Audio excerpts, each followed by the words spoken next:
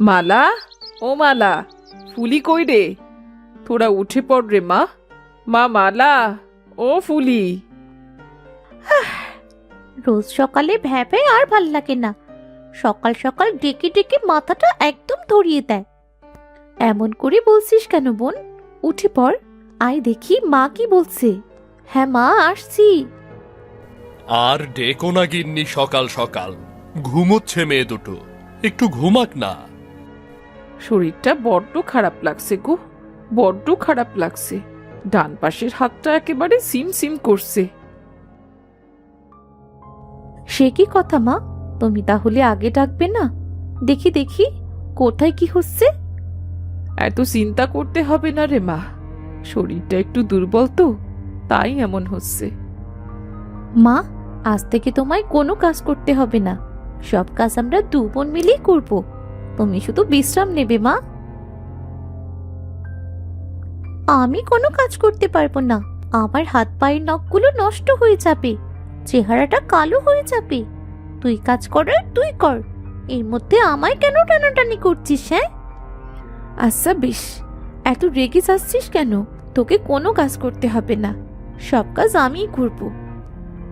হ্যাঁ, কথাটি যেন মনে থাকে। এমন কথা বললে হয় না রে মা, কিছুদিন দু বোন মিলেমিশে সব কাজ কর। আমি সুস্থ হলে তোদের আর কোনো কাজ করতে হবে না। ধুর, ভাল লাগে না, কিচ্ছু ভাল লাগে না। সারাদিন এটা কর সেটা কর, ধুর ধুর। মা, তুমি ওর কথায় কিছু মনে করো না তো, আমি সব কাজ গুছিয়ে করব। তুমি বিশ্রাম করো, আমি বাইরের কাজগুলো এক্ষুনি গুছিয়ে আসছি। বুঝলে তো গিন্নি, ফুলিকে নিয়ে আমার বড্ড চিন্তা হয় গো। কি যে করি মেয়েটাকে নিয়ে, বড্ড একরোখা মেয়েটা। তুমি চিন্তা করো না, সময় মতো দেখবে সব ঠিক হয়ে যাবে। হলে তো ভালোই। তুমি বিশ্রাম করো, আমি একটু মাঠ থেকে আসি। মাঠ থেকে এসে তোমাকে ওষুধ এনে দেব। সারাদিন মুখে হাবিজাবি কি সব দিস? তোর দিদির সাথে একটু কাজ করলেও তো পারিস নাকি? আমার কিছু তো তোমার সহ্য হয় না, আমি যাই করি না কেন তাতেই তুমি দোষ ধরো। আরে না রে মা, আমি তো সেই কথা বলছি না। তোর দিদি সারাটা দিন কাজ করে, তুইও যদি তার কাজে একটু সাহায্য করতি তবে তার কষ্ট কম হতো। থাক, আমায় আর বোঝাতে হবে না। তোমরা সবাই ওকে বেশি ভালোবাসো, আমি তোমাদের চোখের বিষ, সব আমি বুঝি। না রে বোন, তুই ভুল বুঝিস না, আমরা সবাই তোকে খুব ভালোবাসি। থাক হয়েছে, আর তেল দিতে হবে না, তোর কাজ তুই কর। বোন, ঘরের লাকড়ি ফুরিয়ে গেছে, আমার সাথে একটু জঙ্গলে চল না। একা একা জঙ্গলে যেতে আমার খুব ভয় করছে। যত সব আদিক্ষেতা, যেতে পারি, তবে একটা লাকড়িও আমি আনতে পারবো না, এমনি তোর সাথে যেতে পারি। আচ্ছা বেশ, চল তাহলে, লাকড়ি এনে তবেই দুপুরের রান্নাটা বসাবো। তারা দু বোন বাড়ি থেকে বেরিয়ে জঙ্গলের পথে হাঁটতে লাগলো লাকড়ি আনার জন্যে। ইস, কতটা পথ, এইভাবে কি হাঁটা যায়? আমার এগুলো একটু ভাল লাগছে না, যত সব ছোট লোকি কাজ। এইভাবে বলিস না রে বোন, কাজ না করলে কপালে কি খাবার জোটে বল? আমরা তো গরিব মানুষ, আমাদের খেটে খুটে দুবেলা খেতে পারলেই হলো। তুই চুপ থাক, দেখিস আমি একদিন অনেক ধনী পরিবারে বিয়ে করব, পায়ের ওপর পা তুলে খাবো, কোনো কাজ করা লাগবে না, সারাদিন রানীর মতো থাকবো। আর তোর জন্য এখন আমার জঙ্গলে আসতে হলো। তোর কি অনেক কষ্ট হচ্ছে? একটু জিরিয়ে নিবি? না না, এসবের দরকার নেই, তাড়াতাড়ি কোথা থেকে লাকড়ি নিবি দেখ, নিয়ে তাড়াতাড়ি বাড়ি চল, বাড়ি গিয়ে একেবারে বিশ্রাম নেব।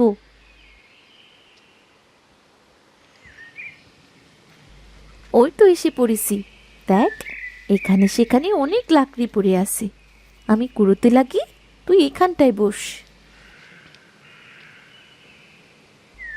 কে রে, আমার উঠোনের সামনে থেকে কে লাকড়ি কুড়োয়? কার এত বড় সাহস? আমি গো ঠাম্মা, আমি আমি মালা, উত্তর পাড়া থেকে এসেছি গো। ও, তাই বল। তাই এই গহীন জঙ্গলে কেন এসেছিস শুনি? তোদের কি প্রাণের ভয় নেই? আছে গো ঠাম্মা, প্রাণের ভয় তো সবারই থাকে, কিন্তু করবোটা কি বলো? বাবা তো গরিব মানুষ, লাকড়ি কেনার সামর্থ্য বাবার নেই, আর সেই জন্যেই তো লাকড়ি নিতে এসেছি। ও আচ্ছা, এইদিকে আয় তো, আমার কাছে আয়। এত দূর থেকে চিৎকার করে কথা বলতে পারছি না। বোন চল তো, ঠাম্মা কি যেন বলছে শুনে আসি। কি দরকারটা কি ওই বুড়ির কাছে চাপার? কাজের সময় কাজ কর, আমি যাব না, না হয় বুড়িকে এখানে আসতে বল। বয়স হয়েছে, সে হেঁটে আমাদের কাছে আসবে কেন? চল না বোন, ঠাম্মা কি বলছে তা শুনে আসি কি। মালা ফুলিকে বুড়ির কাছে যাবার জন্য অনেক অনুরোধ করার পর একসাথে তারা বুড়ির কাছে গেল। এসেছিস তোরা? আমার বাবু পায়ে ব্যথা, হাঁটতে পারছি না ঠিক করে। তোরা যদি এখান থেকে লাকড়ি নিতে চাস, তবে আমায় কিছু লাকড়ি দিয়ে তারপর তোরা নিয়ে যাবি। জানতাম, ঠিক জানতাম, এই বুড়ির মতলব খারাপ, আমাদের দিয়ে কাজ করিয়ে নেবার বুদ্ধি সব। চল তো দিদি, এখান থেকে চল। ঠাম্মার বয়স হয়েছে, তাই হয়তো বা কাজ করতে পারছে না। ওর কথা তুমি কিছু মনে করো না ঠাম্মা, আমি তোমায় লাকড়ি দিয়ে যাব। আচ্ছা বেশ বেশ, কষ্ট করে ওই লাকড়িগুলো ওই রান্নাঘরে দিয়ে যাস দিদি ভাই। যত সব আদিক্ষেতা, নিজে কষ্ট করে মানুষের কাছে ভালো হতে চায়। চললাম আমি, তোর কাজ তুই সেরে আয়। 2 মিনিট দাঁড়া না রে বোন, এই তো আমার হয়ে গেছে।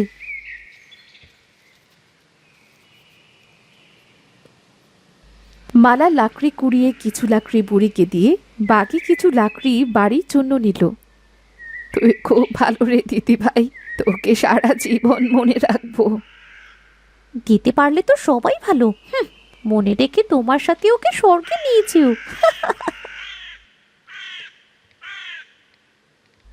তারা 2 বোন লাকড়ি নিয়ে বাড়ি ফিরে এলো।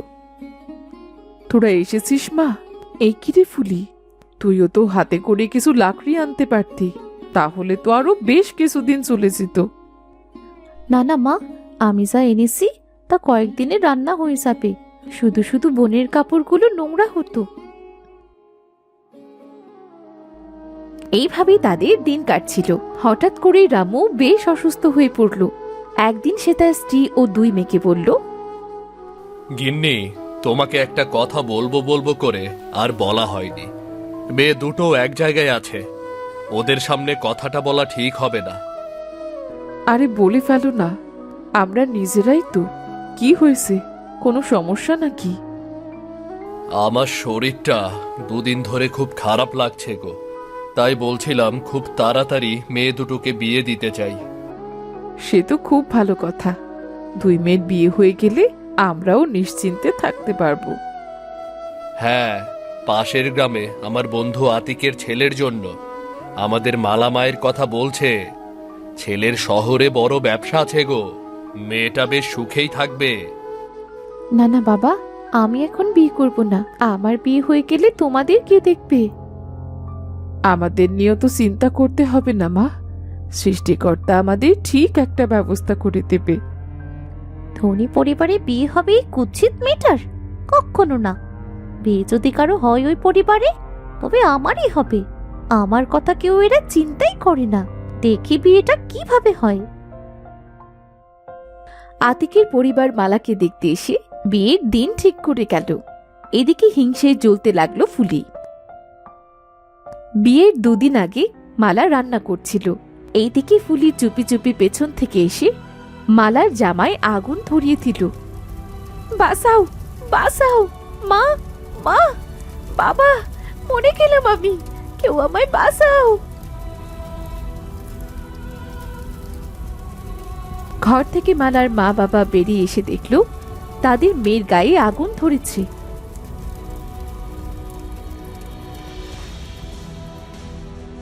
তৎক্ষণাৎ আগুন নিভিয়ে দিল তারা। সারা শরীর সহ মুখের বেশ কিছু অংশ পুড়ে যাওয়ায় আতিকের পরিবার মালার বদলে ফুলিকে বিয়ে করার কথা বলল। মহা ধুমধামে ফুলি ও রতনের বিয়েটা হলো।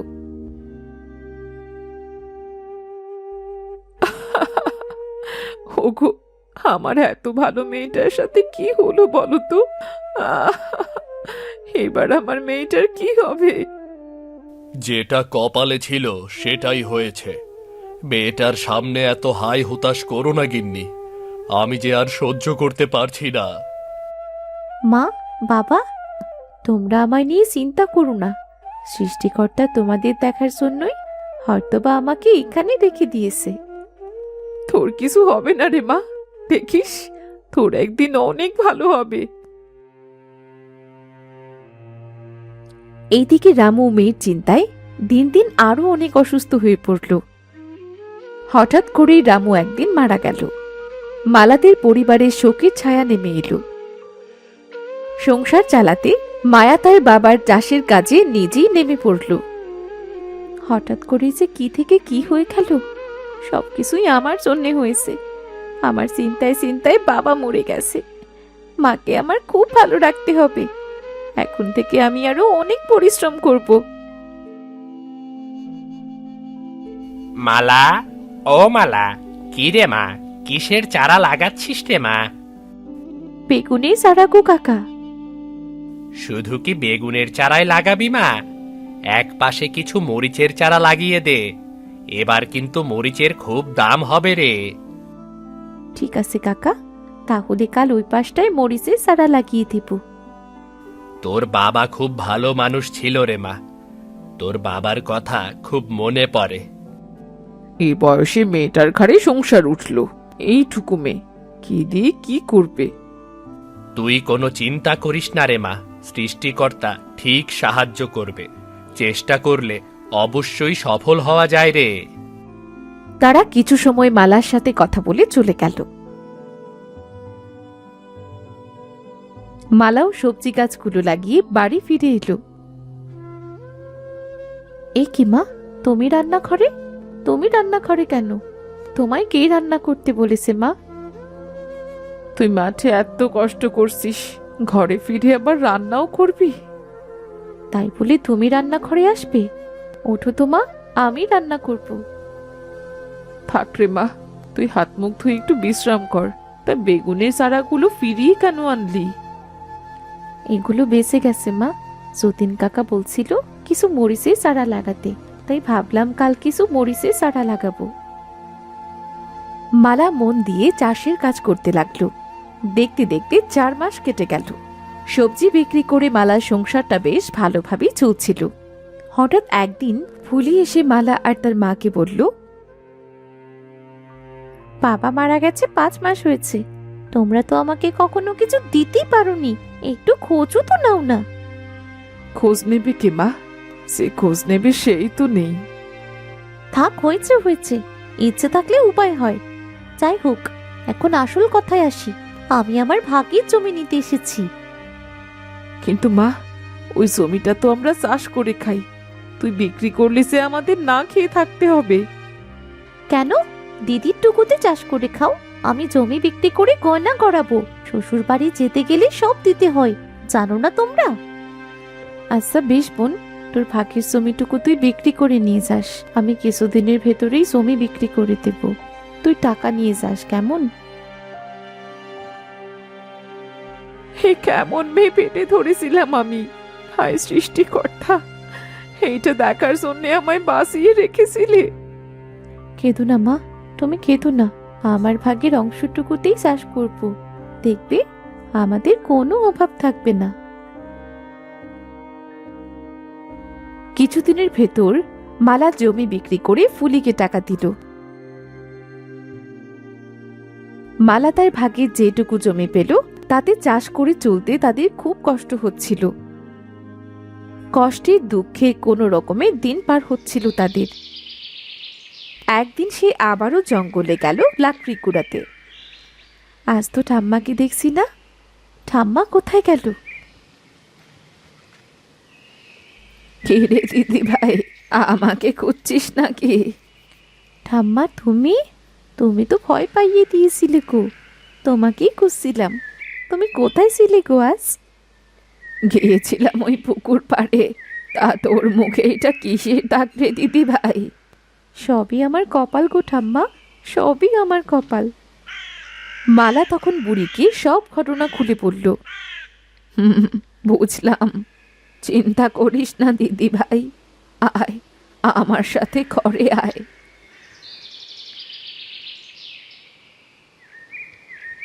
নে, এই জলটুকু খেয়ে নে। কিন্তু আমার তো জল তৃষ্ণা পায়নি গো ঠাম্মা। খানা মেয়ে, সব সময় জল তৃষ্ণা পেলেই খেতে হয়? এটা তোকে কে বলেছে? আরে এ কি, মাথাটা অমন সিমসিম করছে কেন? এ কি, এত শোনা গয়না? ঠাম্মা, ও ঠাম্মা, তুমি? হ্যাঁ রে দিদি ভাই, এই নে, এই ঘটিটা রাখ। এখন থেকে তোর যা লাগবে সব এই ঘটিকে বলার সাথে সাথেই হাজির হবে।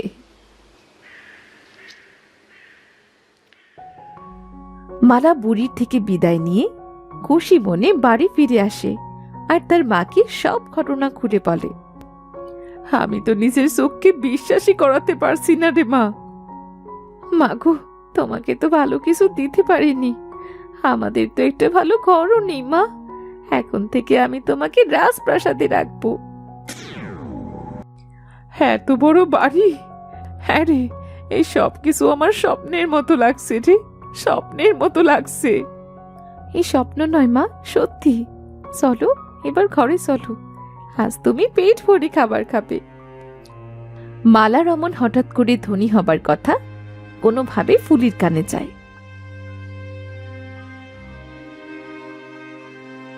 আর তৎক্ষণাৎ সে মালার কাছে এসে হাজির হয়। হ্যাঁ রে দিদি, তুই কেমন আছিস? মা, তুমি কেমন আছো? ভালো রে বোন, এতদিন পর এলিসে, আমাদের কথা বুঝি আজ মনে পড়লো তোর? না রে দিদি, তোদের কথা সব সময় মনে পড়ে, আজ একটু বেশি মনে পড়ছিল, তাই তোদের দেখতে এলাম। তা দিদি রে, এত সুন্দর বাড়ি হলো কি করে? আর তুই এত সুন্দর হলি কি করে? সে অনেক কথা রে বোন। মালা সব কথা ফুলিকে খুলে বলল। ও এই ব্যাপার, আজ আমি আসি রে, একটু দাঁড়াতে পারবো না, দেরি হলে উনি আবার খুব বকবে। আরে দাঁড়া বোন, এইভাবে কেউ খালি মুখে যায় নাকি? দাঁড়া বলছি। আমি জানতাম, ঠিক জানতাম, ও কোনো মতলবে এই বাড়িতে এসেছে। তুই দেখিস, ও ওই বুড়ির কাছে যাবে এখন। না জানি সৃষ্টিকর্তা ওকে কি দিয়ে তৈরি করেছিল। ফুলি বুড়ির কাছে গিয়ে জোরে জোরে ডাকতে লাগলো। ঠাম্মা, ও ঠাম্মা, আরে ঠাম্মা বাইরে এসো। কে রে তুই? তুই আমার বাড়িতে? তা কি মনে করে? আমি জানতাম গো ঠাম্মা, ঠিক জানতাম তুমিও আমার সাথে 2 নম্বরই করবে, ঠিক তাই করেছো। আরে কি করলাম আমি, সেটা তো বলবি। আমার তো ঠিক মনে পড়ছে না কি করেছি।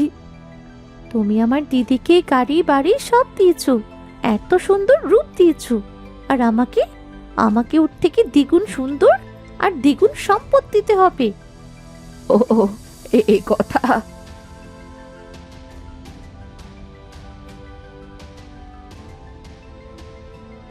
এই নে, এই জলটুকু খেয়ে নে দেখি। এটা এটা কি হচ্ছে? না না, দুষ্টু বুড়ি, শয়তান বুড়ি, আমার শরীর এমন কেন হয়ে যাচ্ছে? না! যেমন কর্ম তেমনি তার ফল। মালা শরীর পুড়িয়ে দিয়েছিলি না, এবার সারা জীবন তুই এমন পোড়ামুখ বানর হয়ে থাক আর গাছে গাছে ঘুরে বেড়া।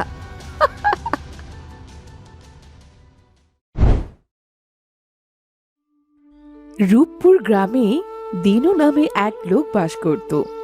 দিনুর 2টা বউ ছিল, হীরা ও মুক্তা। হীরা ছিল দিনুর বড় বউ এবং মুক্তা ছিল দিনুর ছোট বউ।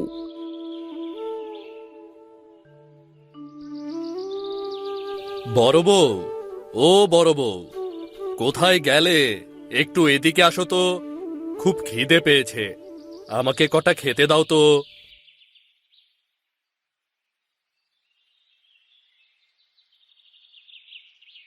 কি রে খোকা, ডাকছিস কেন রে? সকাল সকাল কি হলো তোর?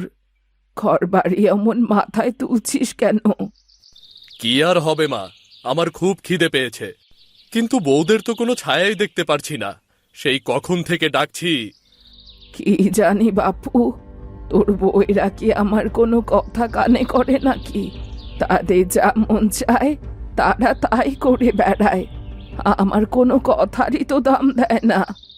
হ্যাঁ মা, তাই তো দেখছি, যবে থেকে আমি অসুস্থ হয়েছি সেই থেকেই দেখছি আমার প্রতি ওদের কোনো খেয়াল নেই।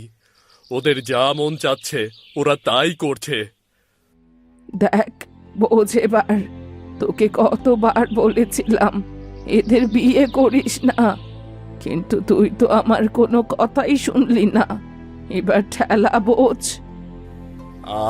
মা, পুরনো কথা তুলো না তো, এমনিতেই শরীরটা ভালো লাগছে না, তার উপর প্রচন্ড রকমের খিদে লেগেছে।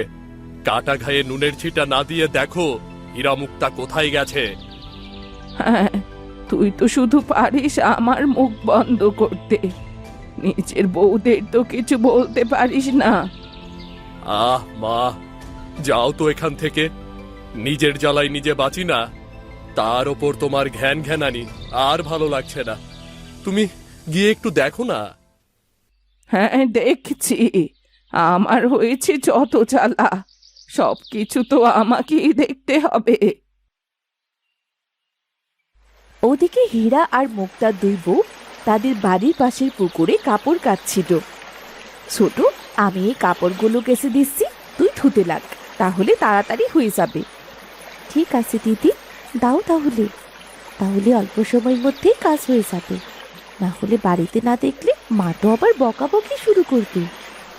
হ্যাঁ রে, ওদিকে ওনার ভাত খাওয়ারও সময় হয়ে যাচ্ছে, আমাদের ডেকে বাড়িতে না পেলে সারা বাড়ি মাথায় তুলে ফেলবে। হ্যাঁ দিদি, ওনার স্বভাব তো খুব খারাপ, এতকাল তুমি এমন বদমেজাজি লোকের সাথে কি করে সংসার করেছো? কি যে বলিস না ছোট, তাড়াতাড়ি হাত চালা, না হলে আজ আমাদের রক্ষে থাকবে না। দিদি চলো না এবার, নাও তুমি এই বালতিটা নাও আর আমি এই বালতিটা নিই। এরপর হীরা আর মুক্তা বালতি ভরা কাপড় নিয়ে বাড়ি ফিরে এলো। শোন ছোট, তুই কাপড়গুলো শুকাতে দে, আমি ওনার ভাত বেড়ে আনি। আচ্ছা দিদি, জলদি যাও, দেখো আবার ঘরে গিয়ে কি অবস্থা, না পেয়ে না জানি লঙ্কা কাণ্ড ঘটিয়েছি না কি জানি। এরপর হীরা রান্নাঘরে গেল এবং মুক্তার ধোয়া কাপড়গুলো দড়িতে নাড়তে লাগলো। মুক্তাকে দেখে মিনতি এগিয়ে এলো। কি নবাব জাদি, ভোর না হতেই কোথায় গিয়েছিলেন? পাড়া খুঁড়ে খুঁড়ে আশ মেঠে না বুঝি? না না মা, আপনি ভুল করছেন, আমরা পাড়া বেড়াতে যাইনি মা, আমরা তো কাপড় ধুতে গিয়েছিলাম। থাক থাক, আর ন্যাকামো করতে হবে না, যত সব অলক্ষীর দল আমার ঘাড়ে এসে পড়েছে। মা, এ কি সব বলছেন আপনি? আমরা দুজনেই তো সংসারের জন্য সেই সকাল থেকে খাটি, আর আপনি আমাদের অলক্ষী বলছেন? ওই দেখো, কান টেনেছি আর মাথা বেরিয়ে এসেছে। কেন, লক্ষ্মীর কি এমন কাজ করেছো শুনি? নিজে তো এত বছর বিয়ের পরও একটা বাচ্চার মুখ দেখাতে পারোনি, আর ছোটটা এসেই আমার ছেলেকে অসুস্থ করে ফেললো। মা, আপনি আমাদের এত বড় কথা বলতে পারলেন? সৃষ্টিকর্তা যদি আমাদের বাচ্চা না দেয় তাহলে আমাদের কি দোষ? সৃষ্টিকর্তা না দিলে আমরা বাচ্চা পাবো কোথা থেকে? খবরদার, আমার সামনে ন্যাকা কান্না করবে না, যাও যাও এখান থেকে, ধুর, আমি চলে যাই। থাক দিদি, মন খারাপ করো না, সৃষ্টিকর্তা চাইলে আমাদের বাচ্চাও হবে। চলো তো, ঘরে চলো। কি গো গিন্নি, ও গিন্নি, আরে তোমরা কোথায় গেলে? আজ আমাকে খেতে দেবে না নাকি?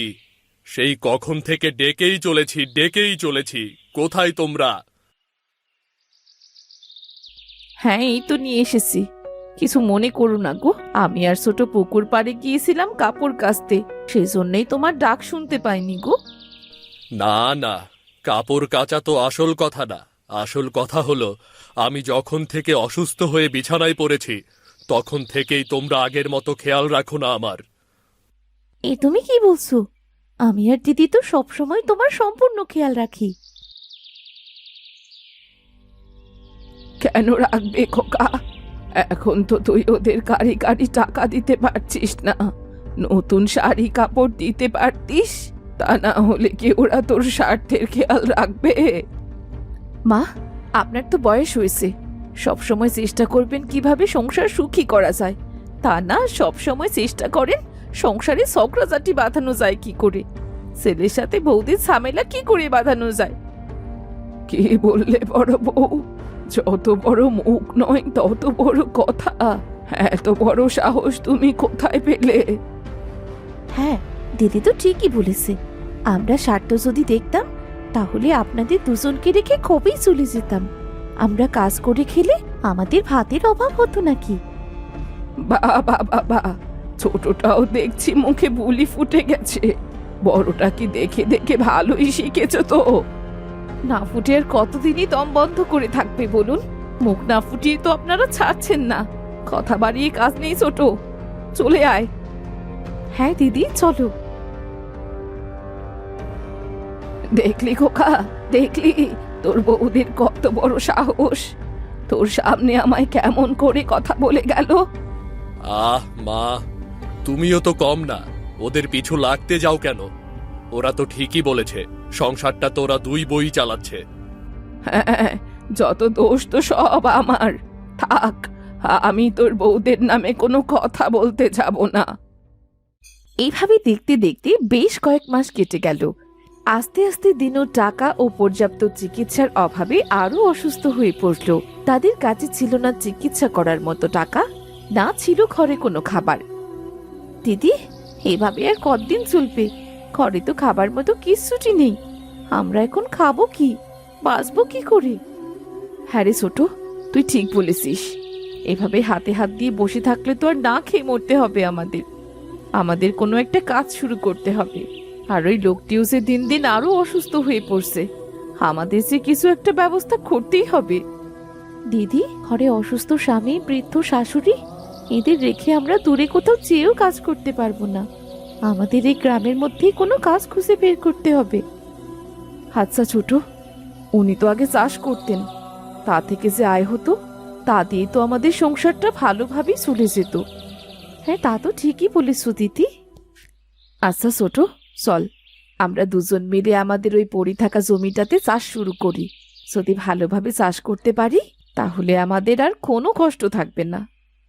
হ্যাঁ দিদি, তা তো ঠিক, কিন্তু আমরা যে চাষ করতে পারি না, আমরা কিভাবে চাষ করব? চেষ্টা করতে দোষ কি? এভাবে না খেয়ে মরার থেকে একটু চেষ্টা করে দেখি না। যদি কিছু করতে পারি তাহলে ঘরে অসুস্থ স্বামী আর বৃদ্ধ শাশুড়িকে খাওয়াতে পারবো।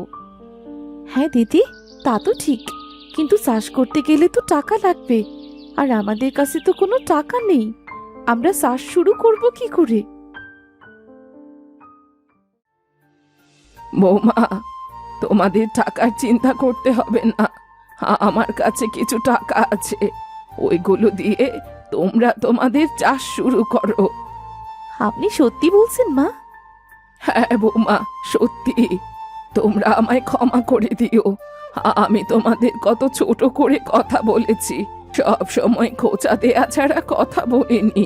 তারপরেও তোমরা দুজন আমায় নিয়ে কত চিন্তা করো বলো তো। আমায় তোমরা ক্ষমা করে দিও মা। সিসিমা, আপনি আমাদের মা, আপনি আমাদের কাছে ক্ষমা চাইছেন কেন? আমরা আপনার কথায় কিছু মনে করিনি মা।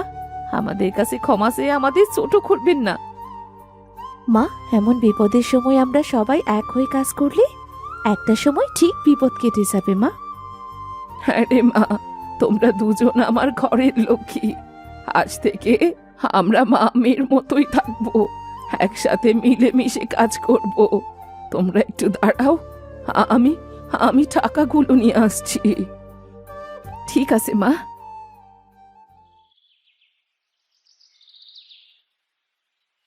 বড় বৌমা, এই নাও টাকাগুলো। আমার কাছে ছিল 1 টাকা 2 টাকা করে জমিয়েছিলাম। দেখো তো মা, এই টাকাটাই হবে কিনা। হ্যাঁ মা, হয়ে যাবে। মা দোয়া করবেন আমাদের জন্য, আমরা যেন চাষ করে সফল হতে পারি। হ্যাঁ বৌমারা, দোয়া করি তোমরা সফল হও। মন দিয়ে কাজ করবে, দেখবি চেষ্টার ফল কখনো বৃথা যায় না। হ্যাঁ মা, আমরা তাহলে মাঠে গেলাম, দেখে আসি আগে ক্ষেতের কি অবস্থা। চল রে ছোট। হ্যাঁ দিদি, চলো। হীরা আর মুক্তা মাঠের উদ্দেশ্যে বের হলো। মাঠে গিয়ে তারা দেখলো অনেকদিন জমিতে চাষ না করায় সারা জমি আগাছাতে ভরে গেছে। হাই হাই দিদি, আমাদের জমির কি অবস্থা! সারা জমি তো আগাছায় পরিপূর্ণ হয়ে গেছে। হ্যাঁ রে ছোট, জমিতে তো অনেকদিন ধরে চাষ করা হয়নি, এই জন্যে জমির এই হাল হয়েছে। চল রে ছোট, কাজে লেগে পড়ি, আগাছাগুলো আগে পরিষ্কার করি। হ্যাঁ চলো দিদি। হীরা আর মুক্তা দুজন মিলে জমির সব আগাছা পরিষ্কার করে ফেলল। বাহ দিদি, দেখতে দেখতে তো আগাছাগুলো পরিষ্কার হয়ে গেছে, এবার জমিটা কোপাতে হবে। হ্যাঁ রে ছোট, তুই দাঁড়া, আমি বাড়ি থেকে 2টো কোদাল নিয়ে আসি। আচ্ছা যাও দিদি, আমি এখানে একটু বসতে লাগি।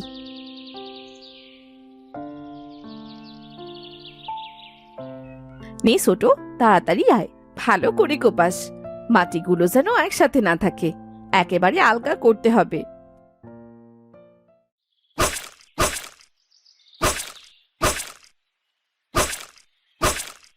কি গো, তোমরা আমাদের দিনুর 2 বউ না? জি চাচা। তা তোমরা মেয়ে মানুষ হয়ে মাঠে কেন? কি আর করবো চাচা, স্বামী তো অসুস্থ, বাড়িতে কাজ করার মতো কেউ নেই, এমনকি ঘরে খাবার দাবারও নেই, তাই বাধ্য হয়ে মাঠে কাজে নেমেছি। তা বেশ করেছ মা, তোমরা তো আমাদের গ্রামের সবার চোখে আঙুল দিয়ে দেখিয়ে দিচ্ছ, ইচ্ছা থাকলে ঠিক একটা উপায় বের হয়। চাচা দোয়া করবেন, চাষ করে যেন সফল হতে পারি, অসুস্থ স্বামীর পাশে দাঁড়াতে পারি। হ্যাঁ মা, দোয়া তো করবই। শোনো মা, তোমাদের জমিটা বেশ, তোমরা জমিটা 2 ভাগ করে নাও। 2 ভাগ করে নিয়ে 2 পাশে 2 রকমের চাষ করো, যেহেতু তোমরা নতুন চাষ করবে, যাতে একটাই লোকসান হলে অন্যটা দিয়ে পোষাতে পারো। বাহ চাচা, আপনি তো খুব ভালো বুদ্ধি দিয়েছেন। এই সুন্দর বুদ্ধিটা দেবার জন্য অসংখ্য ধন্যবাদ আপনাকে। যা চাষ করব আপনার কথা মাথায় রেখেই করব। আচ্ছা মা, তোমরা কাজ করো, আমি তাহলে গেলাম। ঠিক আছে চাচা। দিদি, জমিতে কি চাষ করব কিছু ভাবলে? আগে জমিটা ভালোভাবে কুপিয়ে উর্বর করতে হবে, তারপর চাষ করার চিন্তা করব। চল বাকি কাজটুকু শেষ করি। আচ্ছা ঠিক আছে, চলো দিদি, এই কাজটুকু শেষ করে নিই।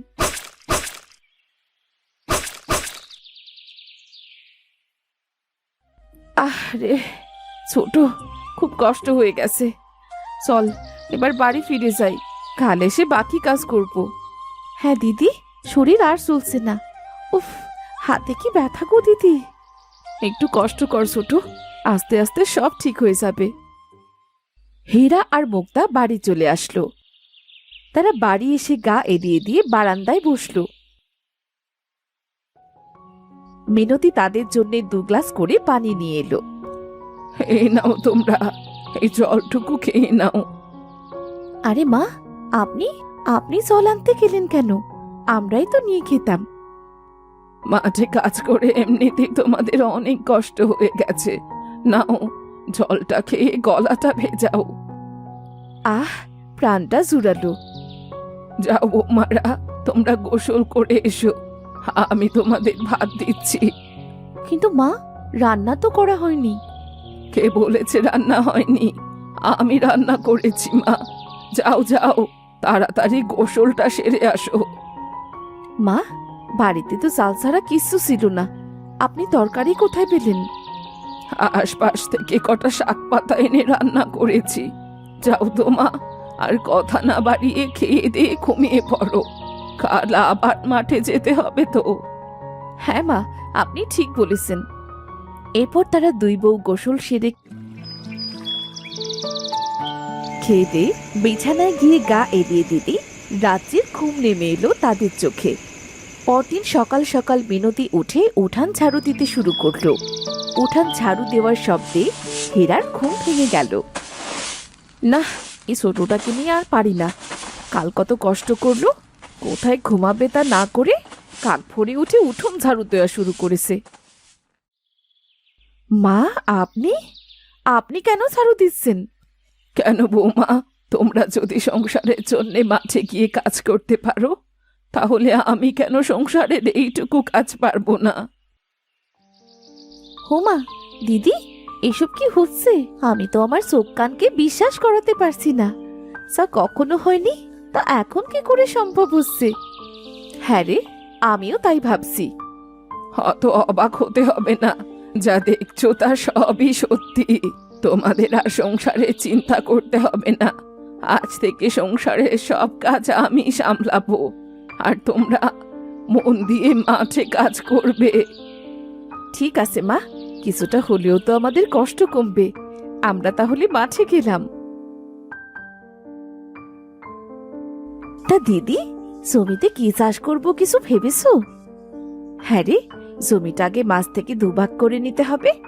এক পাশে আমি চাষ করব, আর এক পাশে তুই চাষ করবি। হ্যাঁ দিদি, রফিক চাচা যেমন বলেছিল। ছোট, আমি ভাবছি ধান চাষ করব, তুই কি করবি? দিদি, আমি পেঁয়াজ চাষ করব।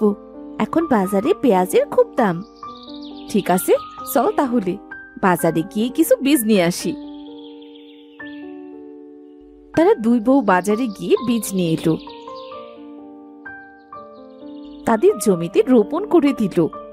দিদি, এই জমির পেছনে যে কি পরিমাণ কষ্ট করলাম, এমন কষ্ট তো সারা জীবনেও করিনি।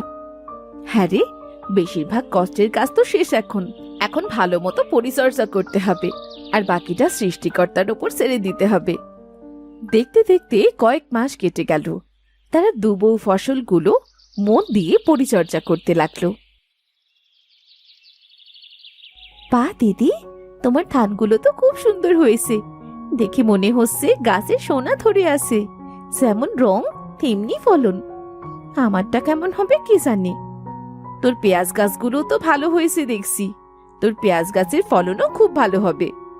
তাই যেন হয় দিদি, অভাবে সংসারে যেন একটু সুখের দেখা পাই এবার। দেখতে দেখতে তাদের ফসল কাটার সময় চলে এলো। তারা দুই বউ তাদের ফসল কেটে বাড়ি নিয়ে এলো। আরে গিন্নি, তোমরা তো কামাল করে ফেলেছো। এমন ভালো ফসল তো আমি আগে কখনো ফলাতে পারিনি। তোমরা কেমন করে করলে? তুমি কেন? এমন ফসল আজ অব্দি আমাদের গ্রামের কেউ কখনো ফলাতে পারেনি। যেমন পরিমাণে পেঁয়াজ হয়েছে, তেমন পরিমাণে ধান হয়েছে। তোমার বউদের ফসলের কথা তো সারা গ্রামের মানুষের মুখে মুখে হয়ে গেছে। হ্যাঁ চাচা, ঠিকই বলেছেন। ওরা খুব পরিশ্রম করেছে। এত পরিশ্রম আমিও করতে পারতাম না। হ্যাঁ রে দিনু, আমি তো নিজের চোখে ওদের পরিশ্রম করা দেখেছি। সংসারের জন্য এমন হাড় ভাঙা খাটুনি করতে আমি কাউকে দেখিনি। খুব ভাগ্য করে এমন দুটো বউ পেয়েছিস তুই। বসুন চাচা, বসে বসে কথা বলুন। না না বৌমা, আমি শহর থেকে লোক এনেছি। ওরা ভালো দামে ফসল কিনে নিয়ে যায়। তোমাদের ফসলগুলো ওদের কাছে বিক্রি করে দাও। তাহলে তো ভালোই হবে। বৌমারা তাদের কষ্টের সঠিক দামও পাবে। তা না হলে বাজারে বিক্রি করতে গেলে ফসলের ন্যায্য দামই পাওয়া যায় না। হীরা মুক্তা খাবার জন্য ধান ও পেঁয়াজ রেখে বাকি ফসল বিক্রি করে দিল। তারা অনেক টাকার ফসল বিক্রি করলো।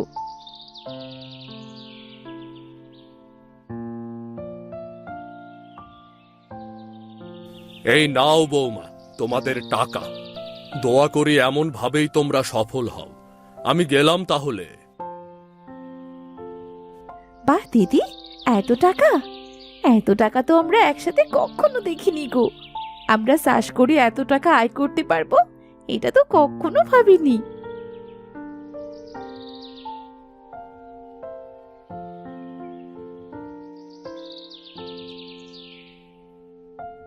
মা, এই টাকাগুলো আপনি রাখুন। আপনি সাহায্য না করলে আমরা যে কিছুই করতে পারতাম না। আপনি টাকা না দিলে আমরা চাষও শুরু করতে পারতাম না। না না বৌমা, এটা তোমাদের পরিশ্রমের টাকা, এটা তোমাদের কাছেই রাখো। এটা দিয়ে তো সংসার চালাতে হবে, আবার জমিতে ফসলও লাগাতে হবে, খোকাকে চিকিৎসা করাতে হবে তো। হ্যাঁ মা, সবার আগে ওনাকে ভালো একটা ডাক্তার দেখাবো, তারপর অন্য কাজ। ছোট বড় শোনো, একটা কথা বলি। আমি আমার জমিটা তোমাদের দুই বউকে দিয়ে দিলাম। আজ থেকে ওই জমিটা তোমাদের দুই বউয়ের। হ্যাঁ রে খোকা, তুই একেবারে ঠিক কথা বলেছিস। তোমরা মাঠে কাজ করে আরো একটা ভালো কাজ করেছো। মাঠে কাজ করার জন্য আমাদের সংসারের অশান্তিটা দূর হয়েছে গো। তুমি কোন অশান্তির কথা বলছো গো? তোমাদের সাথে মার যে আদায় কাজকলায় সম্পর্ক ছিল সেটা শেষ হয়েছে। আগে তো তোমাদের মার সাথে একটুও বনতো না। তোমাদের এভাবে মিলেমিশে দেখে আমারও খুব ভালো লাগছে গো। হ্যাঁ গো, আমাদের সংসারে আর কোনো সমস্যা নেই। আজ থেকে আমরা সবাই সুখে শান্তিতে থাকবো। হ্যাঁ রে খোকা, আমরা চারজন মিলে সারা জীবন এইভাবে মিলেমিশে থাকবো।